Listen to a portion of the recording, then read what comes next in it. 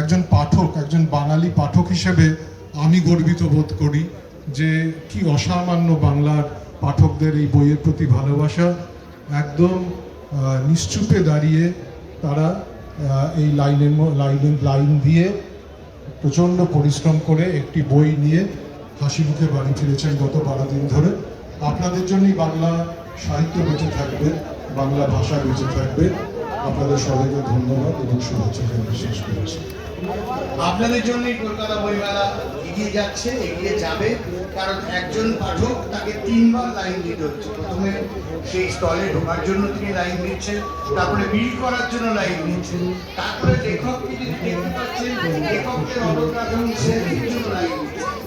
অতুলনীয়, শুধু একমাত্র কলকাতাতেই সম্ভব, আন্তর্জাতিক কলকাতা নিজেরাও শেষ মুহূর্ত একদম আমি আর দাঁড়ালাম না, কারণ অনেক সময় হাওড়া বাস পাওয়া যায় না।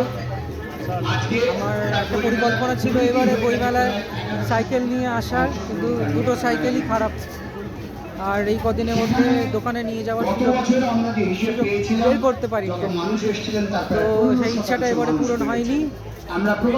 যেহেতু আমি বাসের উপর নির্ভর করছি, আমি অনুষ্ঠানটা শেষ পর্যন্ত থাকছি না। তো এটা মানে বইয়ের জায়গায় আছে, অন্যরা অন্যদের জায়গায় আছে। আমাদের যুগ্ম সম্পাদক শুভঙ্কর দেব কিছু বলবেন, নতুন প্রজন্ম। আজকে বইমেলার শেষ দিন, কিন্তু শেষ নয়, আজ থেকে শুরু 50-এর বইমেলার জন্য প্রস্তুতি। সংক্ষিপ্ত বলাতে ওর কোনো জুড়ি নেই, আমি সুদীপ্ত বলবো যে মাঠের দায়িত্ব কেমন লাগে। এই স্টলের সাজসজ্জা খুবই সুন্দর হয়, তো বেরোনোর আগে একবার এটা ঘুরে নিই।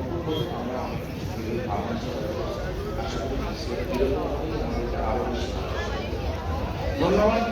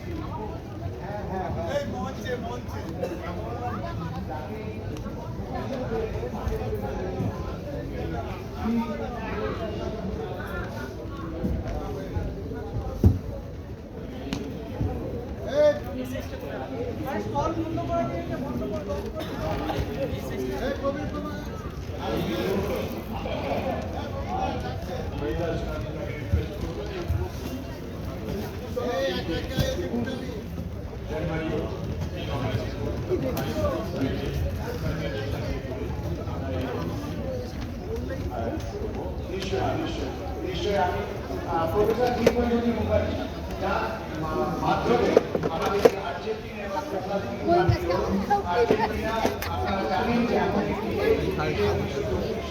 রবীন্দ্রনাথ গেছিলেন শহরে ভিক্টোরিয়া অকাম্প তার জন্য অপেক্ষা করছিলেন বিড়াল নিয়োগ এবং তিনি ধারে রবীন্দ্রনাথ এবং অকাম্পর এক অসমবয়সী বন্ধুত্ব সৃষ্টি হয়েছিল।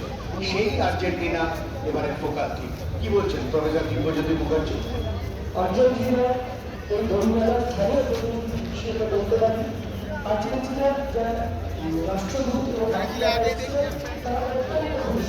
তারা ভাবতে পারবেন যে এই আর্জেন্টিনার একটা শহরে একটা প্রদেশের লোকেরা এতটা আলোকের মতো তারা দেখা দিয়েছিল যে বেশি মানবতার শুধু আর্জেন্টিনা আর্জেন্টিনা সাহিত্য তারা শিল্পকলা, তাই তারা খুব খুশি হয়ে ফিরেছে এবং বলেছে দিল্লিতে গিয়ে যত লাতিন আমেরিকান দেশ আছে তাদের সবাইকে বলবে আগামী বছরগুলোতে তারা যেন সক্রিয়ভাবে এতে পার্টিসিপেট করে।